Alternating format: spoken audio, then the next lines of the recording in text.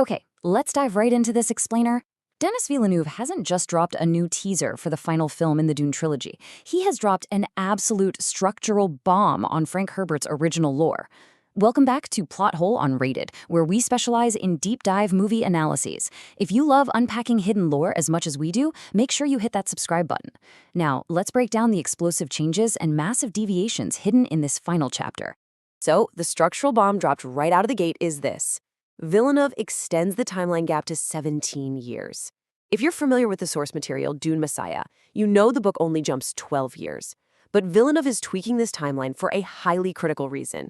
Anya Taylor-Joy's character, Alia Atreides, wasn't even born at the end of Part 2, right? By giving the universe 17 years to age, Alia can naturally mature into this terrifying, fully realized spiritual leader. Crucially, it also ages up Paul and Chani's twins, Hayt II and Ganima, putting them directly into the center of the political fold. Let's move right into Section 1, a massive timeline jump. This expanded timeline really hurls us directly into the dark reality of an isolated tyrant. The sheer scale of this time jump is felt immediately in the footage. We're totally bypassing the start of the Holy War. Instead, the first act dives straight into the horrors of Paul's brutal jihad. We see the devastating aftermath of these planetary battles, and we literally watch Javier Bardem's Stilgar leading Fremen legions in a fanatical, merciless slaughter across alien worlds. They are cutting down anyone who refuses to bow in the name of Muad'Dib. It's undeniably dark, incredibly heavy, and completely shifts the tone for our protagonist. The crucial point we have to grasp here is that Paul is no longer the hesitant, reluctant heir we followed before. He is now a ruler entirely trapped, isolated by his own prescience, his future sight. He sees the horrific paths ahead and is utterly, hopelessly locked into a timeline of mass destruction that he actually set into motion himself. Which brings us to Section 2, the grand conspiracy unveiled. Because let's be real, a tyrant is absolutely nothing without his enemies. The trailer quickly pivots to give us our very first look at the plot to dethrone House Atreides. Enter Robert Pattinson as Scytale. Now, Scytale is a face dancer, a genetically engineered shapeshifter from the Bene Tleilaxu who can perfectly mimic anyone. We see him operating near this highly mysterious, shadowed chamber.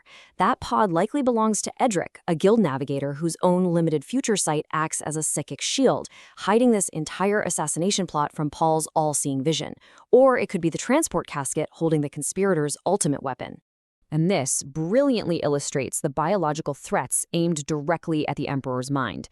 Jason Momoa returns. But guys, he is not playing the loyal Duncan Idaho we lost in the first film. No way. He is a Ghola named Hayt. He's basically a flesh clone grown from Duncan's dead cells, gifted to Paul by these exact conspirators. Look at how Paul is completely surrounded by biological and political time bombs. You've got Florence Pugh's Princess Irulan maneuvering politically from inside his own household. Scytale is ready to infiltrate via shapeshifting. Edric is shielding the plot.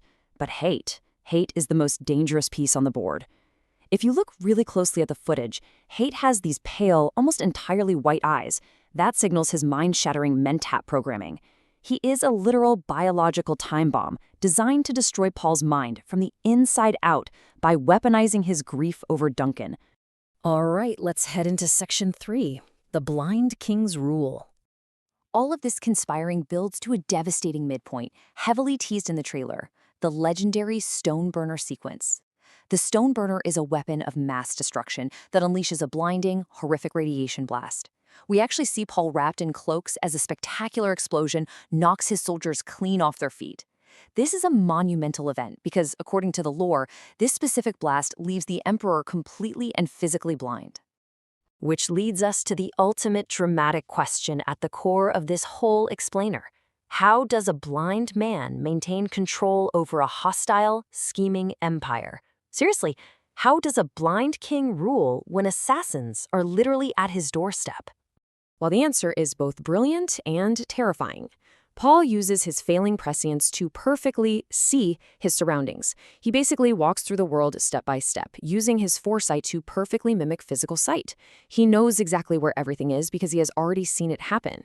He's forced into living out an unchangeable, predetermined future, entirely trapped in his own visions, until that prescience inevitably shatters. Moving on to Section 4, Faith, Water, and Rebellion. That cracking, fragile empire is visually anchored by the heavy cultural cost of Paul's reign. Remember his visions of vast oceans on Arrakis from the second film?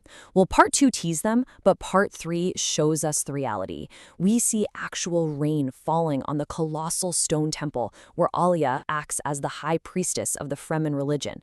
This visually proves the ecological transformation is finally happening, but man, it carries a devastating cultural and religious cost. And that cost is completely personified by Chani. In a massive deviation from the books, where she's mostly a passive, tragic figure stuck in the palace, this trailer shows Zendaia's Chani riding a giant sandworm, drawing a krisk knife to literally fight approaching enemies. By putting her directly into the physical conflict, Villeneuve is keeping her promise from the end of Part 2. She is in active physical rebellion against the fanatical machine Paul created, which promises a completely devastating emotional conclusion for these two. Finally, let's wrap up with Section 5, Shift to Political Thriller.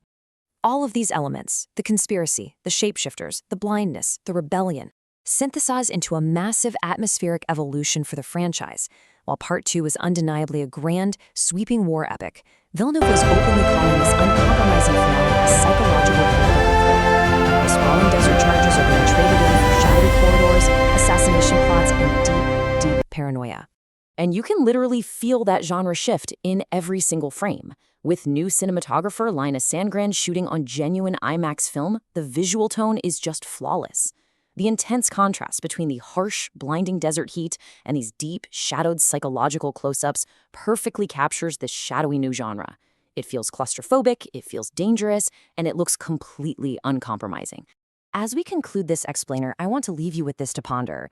Consider the terrifying implications of perfect shapeshifters in a dense political thriller. Who do you think the face dancers will impersonate to bring down House Atreides? Could someone we already trust be replaced? Let me know your wildest theories down below, because this universe is only going to get darker from here. Thanks so much for joining me on this explainer, and remember to subscribe to Plot Hole Unrated for more deep dive movie analyses. See you next time.